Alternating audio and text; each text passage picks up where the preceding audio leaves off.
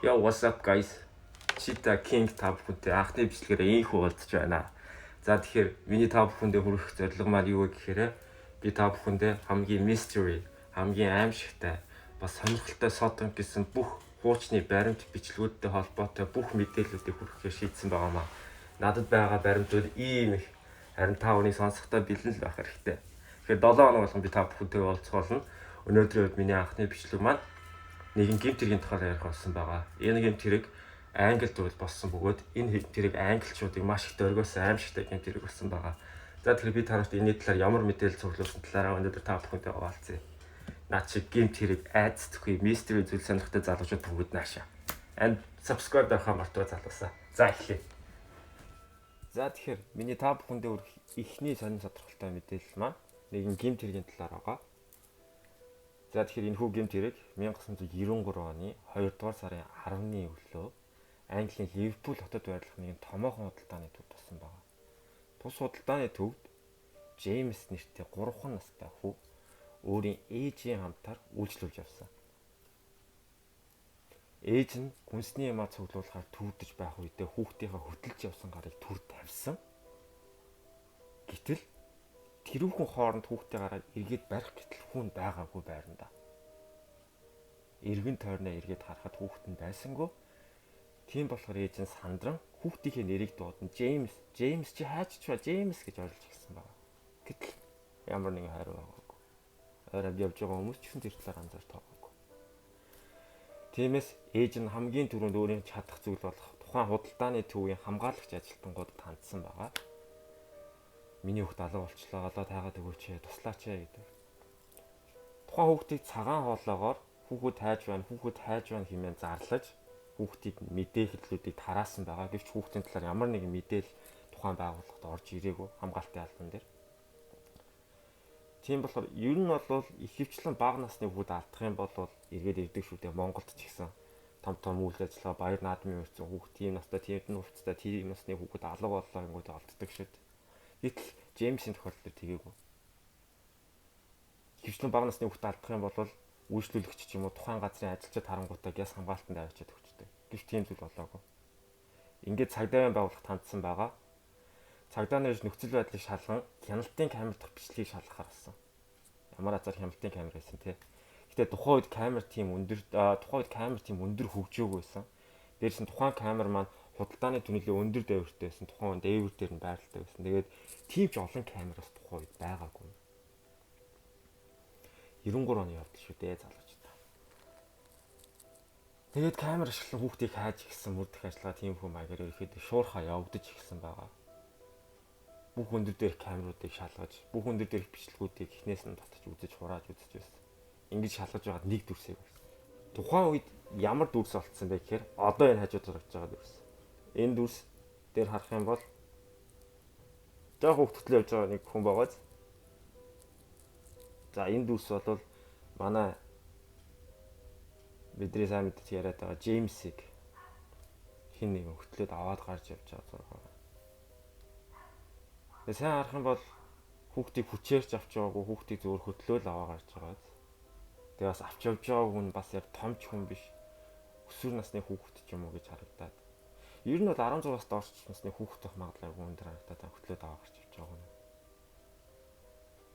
Тэгээ яг тухайн үед бол энэ ардаас харсан бичлэгээс өөр дүрсээ ихэндээ олдоогүй.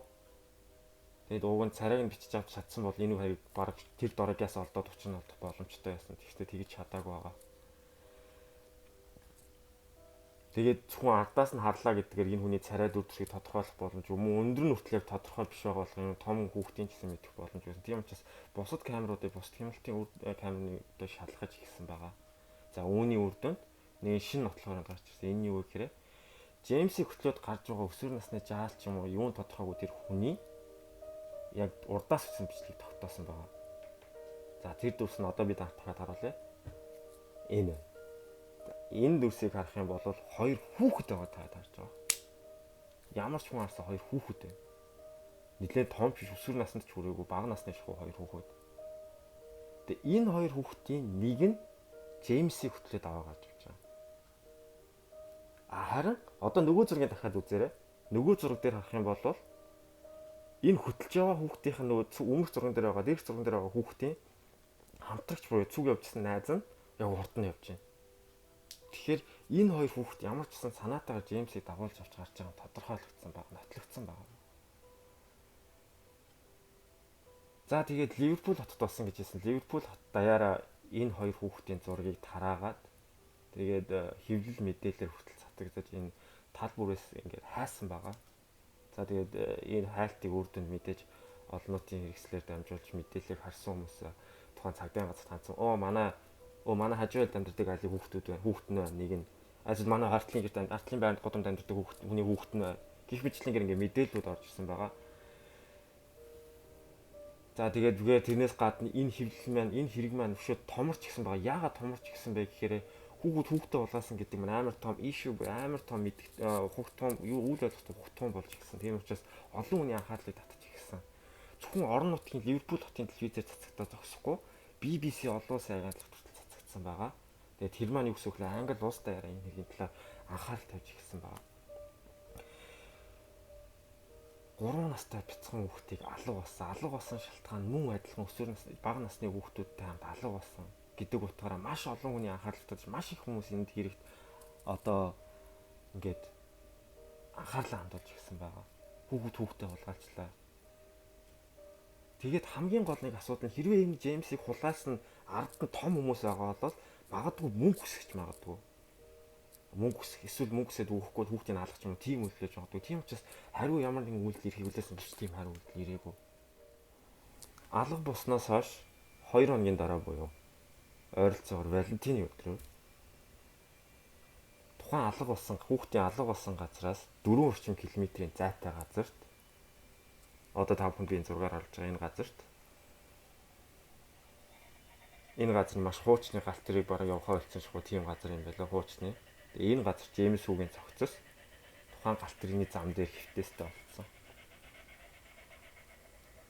Джеймсийг яг тухайн үед олох үед байсан дүр төрх үнэхээр нүд халтран байсан бөгөөд маш их тамлал, үгээр хийшгийн аргагүй зовлонг мэдэрч нас орсон тодорхой. Нүүр нь харахын эцгүй болж дээгүүр нь галт тэрэг хүртэл явсан байсан. Эцэг ихэн ч харж үлж чадан тийм төрхтэйгээр олцсон. Үгсэн шалтгаан мэдээж тодорхой. Гадны нөлөөтэйгээр тархины гэмтэл авсан байсан. Одоо дараагийн чухал хэсэг. Энэ амар хэргийг хэн хийч вэ? Хэн хүүхдийг ингэж аимшигар хороосон бэ аимшигтай. Түрүү хэлсэнчлэн үхлийн шалтгаан тархины хүнд гэмтэл байсан гэсэн. Юу гэсэн үг вэ гэвэл галт тэргэнд дайруулахаас өмнө хэдийн амьсгал хураацсан байсан гэсэн үг. Үүгээрч үл барам бүх биеийн цэнхэр будагт будагдсан байсан. Тэгээ мөн биеинд нь тоосог болон турбаагаар балбаж цохиж нүдсэн энэ тэндгүүм үе түмэн олон сорив үлдсэн байсан.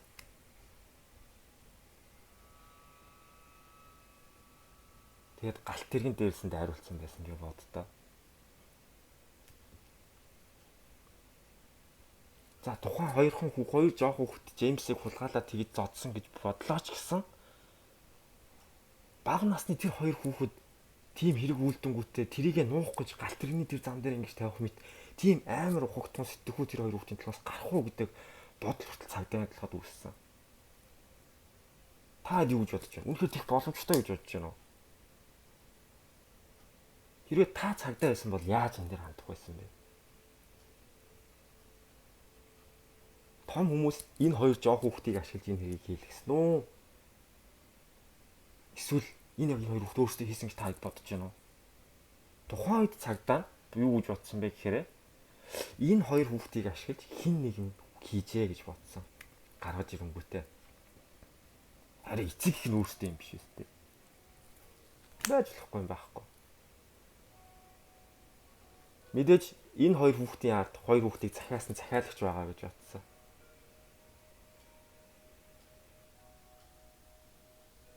Та бүхэн бодоод үзтээ. Мэдээ захиалагч байгаа л гэж бодох. За тэгэхээр дахиад би нэг асуулт тавья. Энэ хүүхдүүдийг тухайн бүс нутгаас хэрхэн олж болох вэ? Энэ хэргийг хийсэн хүүхдүүдийг. Яаж болох боломжтой? Та нэг өөрийгөө бүрдэгч одоо нэг бодоод байд тэ. Яаж болох байсан бэ та? За магадгүй нэг бодолтой баг. За миний тэгээс тухайн цагтаа яаж чадсныг та бүхэн танилцуулъя. Бодод үзэхээр мэдээж айгүй сайн сурлагатай ч юм уу, айл уу боломжтой, айл эсвэл эцэг их нь анхаарал тавьдаг айл хүүхэд. Хичээл ч юм уу, айл эсвэл суудаг хүүхдүүд тийм хэрэг хийхгүй тодорхой тийм үү. Тийм учраас хичээл айгүй тасалдаг хүүхдүүд хийсэн байж магадгүй гэсэн дүгнэлтэнд хүрсэн байгаа цагдаа маань. Тэгэнгүүтээ цагдаа тэр хоёр хүүхдийг олохын тулд тухайн орчин бүс нутгийн сургуулиудын хичээлээ хамгийн их тасалдаг тийм хүүхдүүдийг шалгаж эхэлсэн. Амрахнаар тайлбарлавал хулиган бацаануудаас айж эхэлсэн. Ингэснээр тус хоёр хүүхдийг олж ирлээ гэсэн. Одоо би та бүхэнд харуулъя. Тэдний нэрийг John Venables болон Robert Thompson гэдэг байсан. Энэ хүүхдүүд 10 настай. Тухайн хэргийг илдэх үедээ 10 настай үйлдэх үедээ. Үнэхээр зэвүүрж байгаа. Хүүхэд ийм нэг үйлдэлээ гэж бодох толгоонд ч бодох юм санагдаж байна та нар. Би л дотор заргаж байна. Цагдаа эхлээд энэ хоёр хүүхдийг шалгаж ихсэн. Асууж ихсэн. Та хоёр яг авч явсан уу? Хин та хоёрыг авчир гэж асуусан. Хин та хоёрыг авчир гэсэн бэ гэж асуусан. Тэгээд энэ хоёр хүүхдийг авчираад хин дэвч гэсэн хаашаа авч явсан гэж асуухад хоёр хүүхд нэг л сонирн байсан. Ямар нэг хариулт байгаагүй. Нэг юм өөртөө бодоод мэдээд байгаа юм тэрийг хэлэхгүй байсан. Нуугаад. Мэдээж хүүхдийн нуухаараа мэдээж тараа гиснэ. Амар толгойн амар юу байсан ч гэсэн санаатай байсан ч гэсэн. Тиймээс хоёр хүүхдийн гэрийг шалгаж гисэн цагдаа нар. Энэ үед амар шигтэй зүйл болсон. Юу вэ гэхээр энэ хоёр хүүхдийн гэрээс Джеймс Хүүгийн биеийн дээрх будсан байсан цэнхэр будаг гарч ирсэн. Мөн Джеймсийн цусны бүлэгтээ тохирсон ДНА илэрсэн байна. Өөрөөр хэлбэл энэ хоёр жоохон хүүхэд 10 настай хүүхэд 3 настай Джеймсийг хүнээсэн болох нь тухайн баримтуудаар нотлогдсон.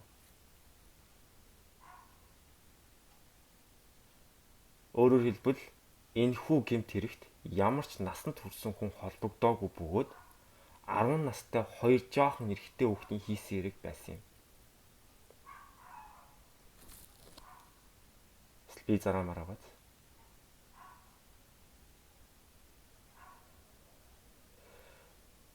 Мөрдлийн хугацаанд энэхүү хэрэг маш эртнээс буюу нэлээд урт хуучнаас төлөвлөгдөж хоёр хүүхдийн бодолд бий болж исэн хэрэг байна. Учир нь энэ хоёр жал хичээлдээ явуулгүй маш удсан ба арга гэрэнч тийм хоёр хүүхдэд анхаарал тавьдаг айл байгаагүй. Гэр бүлийн хүчирхийлэл дарамт ихтэй байсан энэ хоёр гэртээ. Өөрсдөө загнуулж зодуулж сэтгэл зүйн дарамтанд орсон хоёр жоохон хүүхэд өөрсдөө ч гэсэн хин нэг тэгж дээрлэхийг хүссэн. Хин нэг айлгаж зовоох хүссэн. Хичээлээ таслаад энэ хоёр хүүхэд зүгээр тэр худалдааны төв дотор явж байгаагүй. Юу хийж явжсан бэхээр кермас хуйлжсэн. Twix гэж явжсэн. Ингэж явж байхдаа Джеймс Хүү гарсан. Харангуутаа хоёлоо тэр хүүхдийг очиод алчих уу. Тхүү мэн. Тэгэл тогшин. Эрдөөсөө л юм үйлдэл.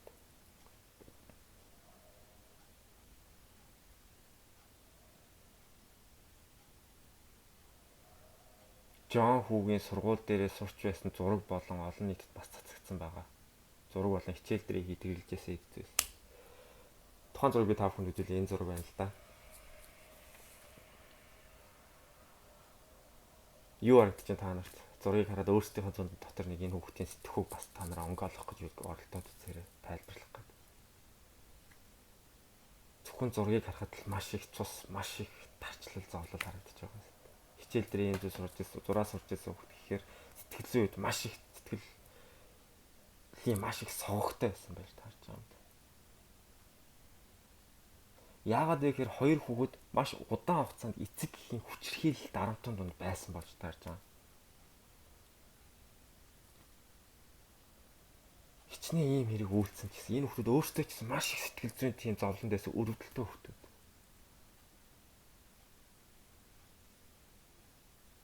Тухайн хэрэг мэдээж мөрдлөгийг явагдаж дууссаны дараа шүүх хурал болсон. Шүүх хурал болоход хоёр хүүхэд өмгөөлөгчтэй байсан. Хоёр хүүхдийн шүүх хурал хэрнээ том хүний шүүх хурлын хэмжээнд хэрэг явагдсан байгаа. Мэдээж энэ хэрэг маань өөрөө олон нийтэд маш их цацагдсан. Хэвлэл мэдээл энэ хэргийг хүсэн хүлээжсэн тийм том ишүү болсон байсан учраас энэ хоёр хүүхдийн хэрэг дээр өмгөөлөгч нь хүртэл олигтой нэмэр болж таагүй. Шүүгчийн зүгээс энэ хоёр хүүхдэд бүх насаар нь хорих ял оноосон. Гэхдээ эхний 8 жилийг ямар нэгэн одоо дав заадах ч юм уу эсвэл ямар нэгэн өөр хэлбэрээр өөрчлөх боломжгүй цэвэр яг өөртөө 8 жил суух хэрэгтэй гэсэн тийм хатуу чанга хөвгтэй гаргаад тэрнээс хойших жилүүд нь болохоор одоо бидний мэд өршөөл ч юм уу тийм зүйл олох эрхтэйгээр олгогдсон. Тэгээ бүх насаараа хорих яалч гэсэн хизээний цагт энэ хоёр хүүхд судлагдаж гарч ирнэ гэсэн тийм агуулгатай байсан л да. Тийм учраас энийг хэвлэл мэдээлэлээр олон нийтэд цацсан байгаа. Ингээд цацад хүмүүс маш их дургуутсан, эсэргүүцэлтэй тулгарсан. Ийм жоохон хүүхдийг ингэж хөнөөдөг, ийм өөртөө жоохон хүүхдүүдийг амьд явуулж яах гээд байгаа юм бэ? Өшөө хугацааг сунгаа бидний эсэргүүцэж байна гэх мэтлэн маш эсэргүүцлийн тийм жагсаал цуглаан хүртэл болсон Англид. Энэ дээр үндэслэн шүүгч дахин шийдвэр өөрчилж 10 жил болгосон байгаа. Ерөөсөө огт юугаар шийдвэрийг өөрчлөхдөггүй заавал 10 жил суух хэрэгтэй. 8 жилээс нэг 10 жил болгоод тэгээд бүх насаар хорих ял болгосон. Ингэсэн ч гэсэн хүмүүс мөн л дургуутсан хэвлэл мэдээлэлээр дахин уурлаад энийг яах гэж ийм хоёр хүүхдийг ингэж байгаа юм бэ гэл. Тэгэхээр дахиад яг 15 жил болох гэж байсан чинь Англи улсын засгийн газраас болон Европын хүний эрхийг дээдлэх шүүх гэж байдаг.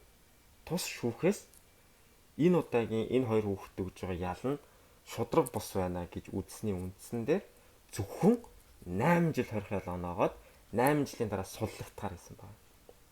Тэгээд суллагдаж гарч ирсний дараа мэдээж гарч ирсэн ч гэсэн энэ хоёр хүүхд маш их дарамтанд мэдээж иргэдээс маш их зовлон сэтгэл зүйн дарамтыг авах нь тодорхой гэж үндсний үндсэн дээр энэ хоёр хүүхдэд өөр нэр олгоод тэр өөр нэрийг хэвлэл мэдээлэл дээр гахиж цацхыг хориглосон байгаа. Энэ хоёр хүүхдийн нэрийг нууцсан гэсэн үг.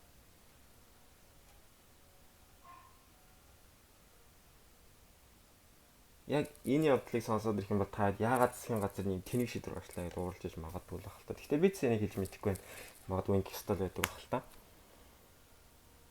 Зөвхөн энэ хоёр хүүхдээр зогсохгүй энэ хоёр хүүхдийн ар гэрийнхэн ч гэсэн маш хүмүүсийн дарамт нөлөөнд өртсөн байгаа. Жишээ нь эцэг нь одоо гараад явхад өөдөөс нь чи ийм хүүхд төсөгдөг хэмбэ чи мангар навч юм амт ингээл эцэг их рүү өндөг шийдэх. Англич өндөг шийдэх хэрэгтэй. Өндөг шийдээл хажууган зэрэгт нь хараагаал ийм хүмүүс маш дарамт байсан учраас засгийн газрын зүгээс эцэг эхийн ч гэсэн нэрүүдийг өөрчлөөд өөр газар очиж сууршуулж амьдруулсан байна. Өөр хот. Энэ шүүх хурал энэ шийдвэрээс хойш энэ хоёр хүүхдийн хаана яаж явах нь одоо болтол тодорхойгүй байгаа. Гэхдээ энэ хоёр хүүхд 2001 онд суллагдсан. Тэгэхээр суллагдсны дараа нэг өөрт нь энэ хоёр хүүхдээ яг адилхан нэг хоёр хүний зураг олон нийтэд таарч гисэн. Яг тэгэхээр энэ хоёр хүүхдийг одоо юу хийж байгаа гэдэг мөрдлөг хүртэл бараг хувь хүмүүс амар хийсэн хэвлэл мэдээлэлүүд гэсэн айгүй хийсэн. Энэ хоёр хүүхд одоо юу хийж чинь яаж явж чинь дахин хүн алчаагүй гэсэн муу мэдээлэлүүд маш их цацсан. Энэ хоёр хүүхдийг энэ тэмгүй хайдаг байсан. Тиймдээ энэ хоёр хүнтэй төстэй нэг хоёр хүүхд том хүнийг олсон байгаа. Тэр хоёр том хүний нэг нь олон нийтэд бас царайн цацагдаад нэр нь цацагдсан. Гэхдээ тэр хүн бол тэр хүүхд байгаагүй. Мөн тэр хүн мөн адил тэр хүүхд гэдэг буруу хүмүүсийн хэвлэл мэдээллийн тараалтаас болж тэр хүн эцэст нь амиа орлоо. Хэвлэл мэдээлэл зөв ч гэсэн бас буруу гэдэг буруу байдаг байгааз. Тийм болохоор хэвлэл мэдээлэл 100% итгэж болохгүй шүү зааж та. Ямар ч тач өнөөдрийн мэдээлэл иймэрхүү байна. Хэрвээ та илүү сонирхолтой содон өнөөдрийнх шиг магадгүй зөвүүн мэдээлэл авах хүсэж байгаа бол миний бичлэгтээ subscribe дараад дараагийн миний бичлэг хүлээж аваарай. Хонхоод орхоос мартуу за. таалан соргсон та бүхэндээ баярлалаа. Cheetah King. See you soon guys.